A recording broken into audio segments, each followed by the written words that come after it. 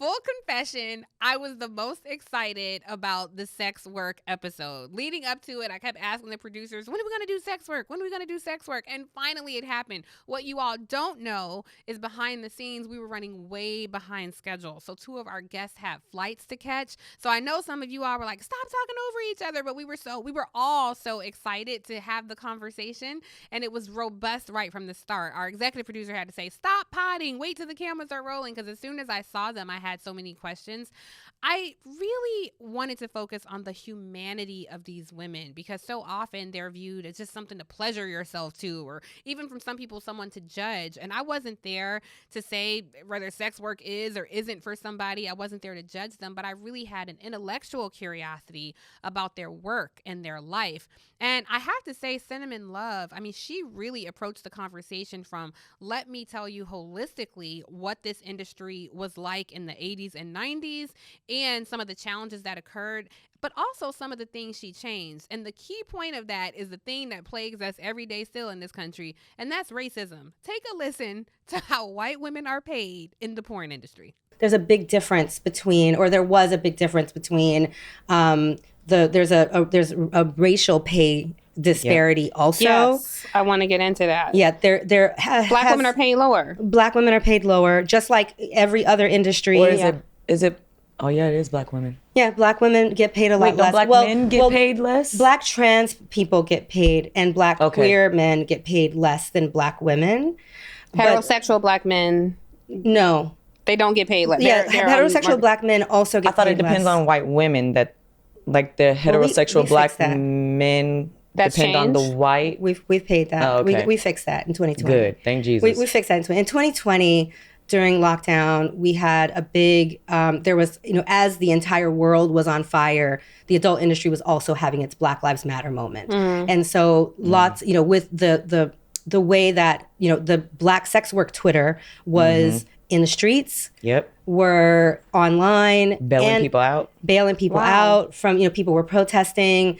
And people were engaging in conversations about sex work, about racism in porn on Twitter. Okay, so on the other side of Miss Cinnamon Love was Miss B Nasty. And Miss B Nasty was so confident. I love how she came in and said, I don't care if people judge me or not. Like, here is my story.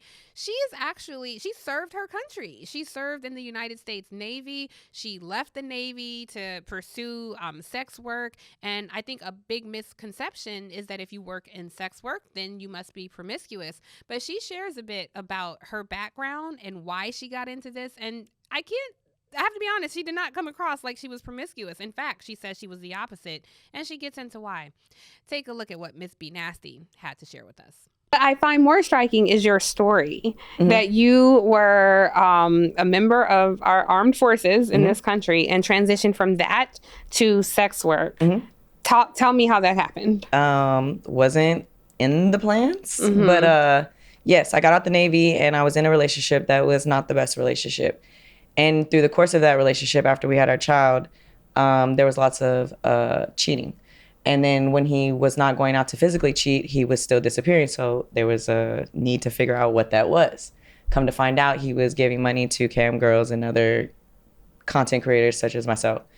I had no knowledge of this world. So initially I felt like this was continued cheating. Like, this is a form of cheating. And I was very upset. But then there was like a click in my mind, like, well, if this is what you like, why can't I do this?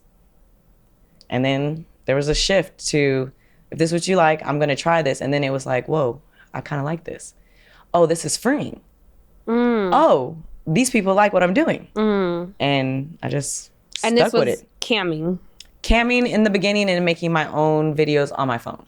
Okay. And so do you engage in sex with other people? I have, yeah. Okay. Is in porn, or? It would be considered porn, yes. Okay. Can you, and these are not people you're in a relationship with. This is just... So there's been a change. So there was a year or two where I was creating with other creators. So other women and a couple men, I would shoot with them. And then I transferred over into dating and just working with the person that I was seeing.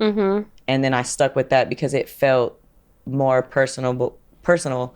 And way more comfort in. So I know a lot of you all watch. Here's the interesting thing, though, about that show. It has some of our highest numbers, some of our fewest comments, which means that y'all were watching but didn't want people to know you were watching. It's okay. It's fine.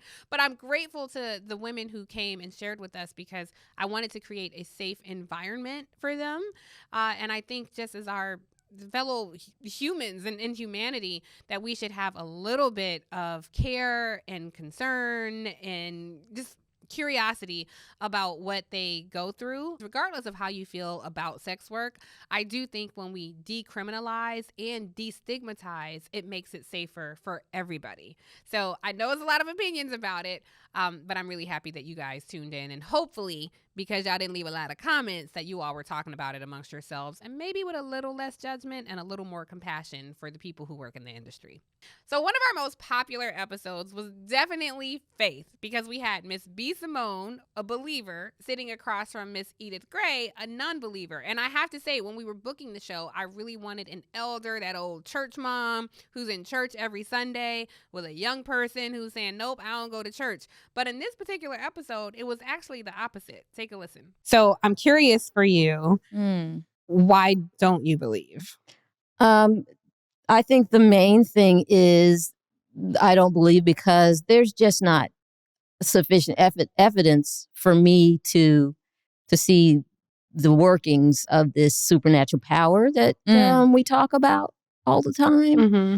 And I just was questioning, why would a God who knows everything, who's all powerful, allow such a thing to happen? Either one, he doesn't know, so then he's not all knowing, or two, he knows and he just don't care. Now that's a problem. Yeah. I have to say, I'm on my amen corner over here to my smoke, because I hear you over here like, put me in the game, coach. Come on. I understand that feeling. I don't necessarily have those feelings. I understand it, but I'm curious your thoughts on it. I do too. I have questions though. I'm interested. I'm not here to debunk anybody's. I'm here to talk and just listen. Yeah. And I grew up in the church. So my dad's a pastor, and I am no longer putting my faith in people. And that's when I went on my own journey to see, why do I believe what I believe? Because I was raised that way, because I was taught that way, because my friends believe. And the answer was, I believe because I was raised that way. And that wasn't a good enough answer for me.